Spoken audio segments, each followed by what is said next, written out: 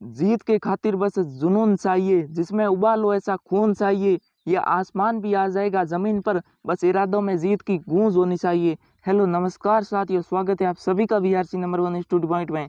तो आज का हमारा टॉपिक रहने वाला है रीजनिंग। रीजनिंग में क्या रहने वाला है, रिश्ता संबंधी प्रश्न। तो आज का हमारा प्रश्न है, फर्स्ट प्रश्न पर जाते हैं। यहाँ से आपके 3 प्रश्न आते हैं हर बार। चलते हैं, करते हैं क्लास को स्टार्ट। सचिन की इकलौती साली मीनू है। मीनू का पति रवि है। रवि की सास प्रेमलता है। प्रेमलता की बेटी स्मिता है। सचिन का स्मिता से क्या रिश्ता है? तो इसका आपका क्या हो जाएगा, सचिन की इकलौती साली मीनू है, ये आपका सचिन हो जाएगा। इकलौती साली मीनू है। मीनू का पति रवि है। मीनू का पति कौन है? रवि है। रवि की सास अर्थात मीनू की माता कौन है? प्रेमलता है। प्रेमलता की बेटी स्मिता है। एक बेटी तो मीनू है और एक और है, वो कौन है? स्मिता है। सचिन का स्मिता से क्या रिश्ता है? तो प्रेमलता की 2 बेटियां, एक तो है मीनू और एक है स्मिता। मीनू तो इसकी साली है, इसलिए स्मिता इसकी क्या हो जाएगी? पत्नी हो जाएगी। तो इसका राइट आंसर क्या हो जाएगा? ऑप्शन नंबर बी, पत्नी। चलते हैं नेक्स्ट पर।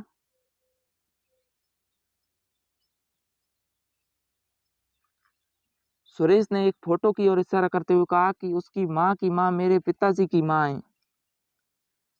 सुरेश का फोटो वाली महिला से क्या संबंध है? देखिए, ये सुरेश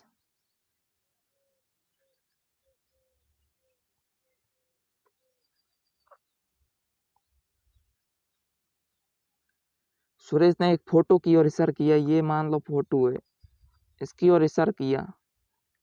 उसकी माँ की माँ, इसके माँ की माँ अर्थात इस फोटो की, फोटो वाले की नानी, इसकी नानी हो जाएगी।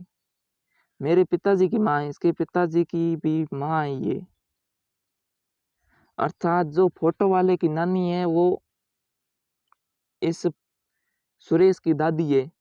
इसलिए ये इस फोटो वाली लड़की के सुरेश क्या होगा? मम्मेरा भाई होगा। क्या होगा? मम्मेरा भाई। ऑप्शन नंबर सी राइट हो जाएगा। चलते हैं नेक्स्ट पर।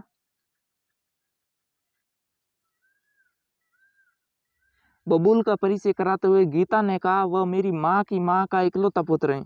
बताइए गीता का बबूल से क्या संबंध है? तो ये आपका कैसे हो जाएगा? इसमें बबूल का परिचय कराया, बबूल का परिचय कराया। परिचय किसका कराया? बबूल का। किसने कराया? गीता ने। बबूल का परिचय गीता ने कराया। वह मेरी, गीता ने कहा वह मेरी माँ की माँ का इकलौता पुत्र। गीता की माँ, माँ का, माँ की माँ अर्थात गीता की नानी हो जाएगी, का इकलौता पुत्र है, अर्थात गीता का बबूल क्या हो जाएगा? मामा। और बबूल की गीता क्या लगेगी? भांज लगेगी। ठीक है, चलते हैं नेक्स्ट पर। दिव्या की ओर इशारा करते हुए भावना ने कहा ये मेरे दादा की इकलौती पोत्री की माता की नातिन है। बताइए दिव्या भावना से किस प्रकार संबंधित हैं? तो ये आपका इस प्रकार से हो जाएगा, दिव्या की ओर इशारा किया। इशारा किसकी ओर किया? दिव्या की। किसने किया? भावना ने किया। ठीक है, भावना ने कहा ये मेरे दादा की, भावना के पिताजी अर्थात भावना के दादा की इकलौती पुत्री। इकलौती पुत्री है इसलिए भावना खुद हो जाएगी, भावना स्वयं हो जाएगी। दिव्या की ओर इशारा किया है। ठीक है, किसने किया है? भावना ने किया। ये मेरे, भावना ने कहा ये मेरे दादा की, भावना के पिताजी, इसलिए भावना के दादा हो जाएगी। और दादा की इकलौती पोत्री इसलिए भावना स्वयं हो जाएगी। पोत्री की माता, पोत्री की माता, ये इसकी माता, माता की नातिन, नातिन मतलब बेटी, तो इसकी क्या हो जाएगी? बेटी हो जाएगी। ठीक है, तो इसका राइट आंसर हो जाएगा आपका ऑप्शन नंबर ए, बेटी। चलते हैं नेक्स्ट पर। सलीम करीम का पुत्र है और अब्दुल का ममेरा भाई, तो करीम का अब्दुल का कौन होगा? तो ये आपका इस प्रकार से हो जाएगा, सलीम करीम का पुत्र है। सलीम है जो पुत्र किसका है? करीम का। और अब्दुल का ममेरा भाई, अब्दुल का ममेरा भाई हो जाएगा। ठीक है, ये इसका ममेरा भाई है, इसलिए ये अब्दुल के करीम कौन हो जाएगी, मामा जी हो जाएंगे। तो इसका राइट आंसर क्या हो जाएगा, ऑप्शन नंबर बी, मामा। चलते हैं नेक्स्ट पर। एक महिला ने एक पुरुष की ओर इशारा करते हुए कहा कि वह मेरे ससुर का इकलौता पुत्र है, तो वह महिला और पुरुष से किस प्रकार संबंधित है। एक महिला, यह आपकी महिला हो जाएगी, ने एक पुरुष की ओर इशारा किया, किसकी ओर इशारा किया, पुरुष की ओर, यह आपका पुरुष इसकी ओर इशारा किया कि वह मेरे ससुर, इसके पति के पिता इसके ससुर हो जाएंगे। ससुर का इकलौता पुत्र है, इकलौता पुत्र मतलब इसके पति स्वयं। तो वह महिला उस प्रकार उस पुरुष से किस प्रकार संबंधित है, तो पुरुष की वो महिला क्या लगेगी, यह महिला पत्नी होगी। ठीक है, चलते हैं नेक्स्ट पर। क्यू की माँ पी की बहन तथा एम की बेटी है, एस पी की बेटी और टी की बहन है, तो एम का टी से क्या संबंध है। देखो, क्यू की माँ, ये आपका क्यू हो जाएगा, क्यू की माँ, ये इसकी माँ पी है, क्यू की माँ है जो पी की बहन है, बहन किसकी है, पी की।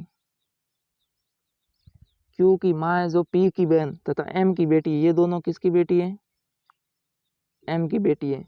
एस पी की बेटी है, एस है जो पी की बेटी और टी की बहन है, तो एस किसकी बेटी है, पी की बेटी है एस, और टी की बहन है, बहन किसकी है, टी की बहन है, ये दोनों बहन है आपस में। तो एम का टी से क्या संबंध है, तो एम का टी से क्या संबंध है, ये नानी हो जाएगी, क्या हो जाएगी, नानी। तो ऑप्शन नंबर डी आपका राइट हो जाएगा। क्यों, क्योंकि एम की पुत्री है पी, पी की बेटी है टी, तो पी की बेटी टी है, इसलिए एम इसकी नानी हो जाएगी। ठीक है, तो चलते हैं नेक्स्ट पर।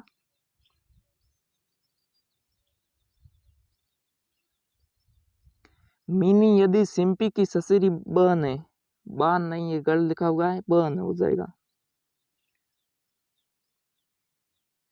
यहाँ पर बहन हो जाएगा।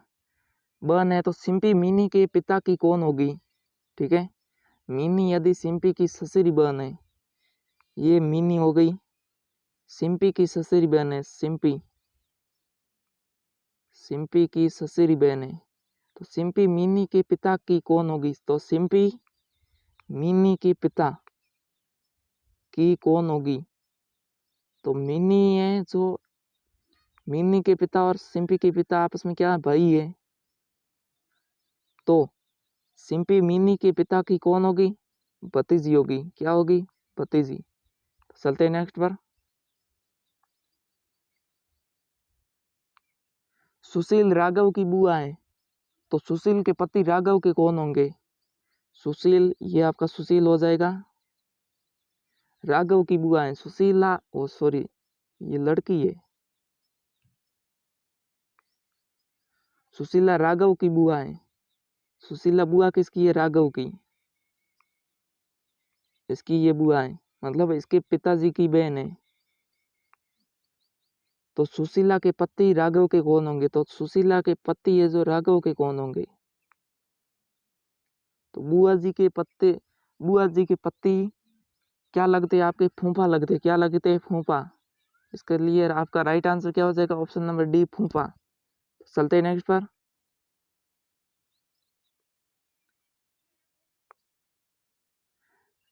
रमन की ओर इशारा करते हुए सुनीता ने कहा कि उसकी माँ का इकलौता पुत्र मेरे पिता हैं, तो बताएं कि महिला और पुरुष से किस प्रकार संबंधित हैं। तो इसका आपका इस प्रकार हो जाएगा,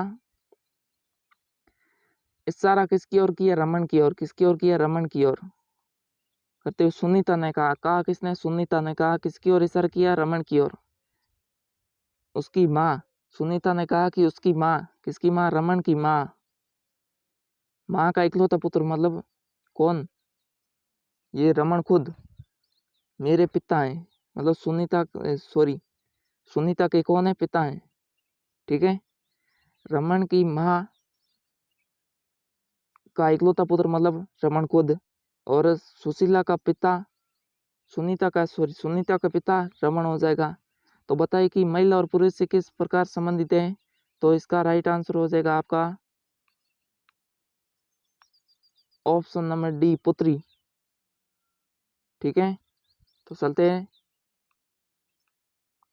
मिलते हैं अगले वीडियो में। तब तक के लिए धन्यवाद। आज का वीडियो अगर आपको पसंद आए तो चैनल को सब्सक्राइब ज़रूर करें। वीडियो पसंद आया है तो वीडियो को लाइक करके ज़रूर जाना, और कमेंट बॉक्स में बताना आपके कितने क्वेश्चन राइट हुए और क्लास कैसी लगी। अपने दोस्तों के साथ शेयर ज़रूर करना।